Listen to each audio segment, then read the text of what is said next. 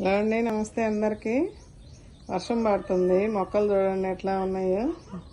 ఆ పూలు చూసారా ఎంత బాగా వచ్చినాయో.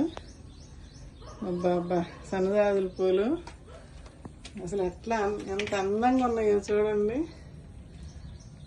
భలే ఉన్నాయి కదా. నాకెందుకో ఇక్కడి నుంచే స్టార్టింగ్ నుంచే తీయాలనిపించింది. పైన ఎలా ఉందో చూడాలి.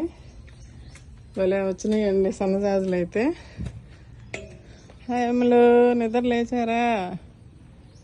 లేండి లేండి, లేవాలి. అబ్బో, మల్లెపూలు కూడా భలే వచ్చినాయండి చూడండి.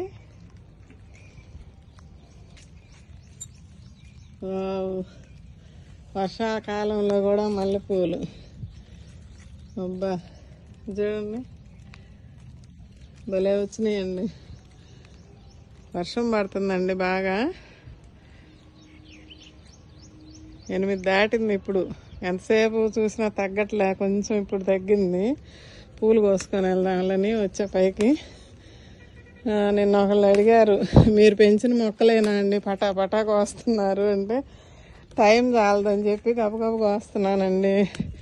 పెంచిన మొక్కలే, నేను ఎంతో అపురూపంగా పెంచుకుంటున్నా. మనం పిల్లల్ని ఎట్లా పెంచుకుంటామో అట్లాగా. కానీ గబగబా లాగినట్టు కొయ్యాల్సి వస్తుంది, తప్పట్లేదు.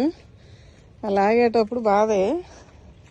చిన్నగా కోస్తా ఉంటే కుదరదు కదా, టైం అయిపోతుంది షార్ట్ వీడియోకి. అట్లా ఇవ్వండి, ఇక్కడ కూడా అదిగండి అక్కడ ఉంది. అంతకుముందు అయితే 1 నిమిషమేనండి షార్ట్ వీడియోకి. ఇప్పుడు కొంచెం ఒక 3 నిమిషాల దాకా ఇచ్చారు. ఇవన్నీ కోసి చూపించాలి.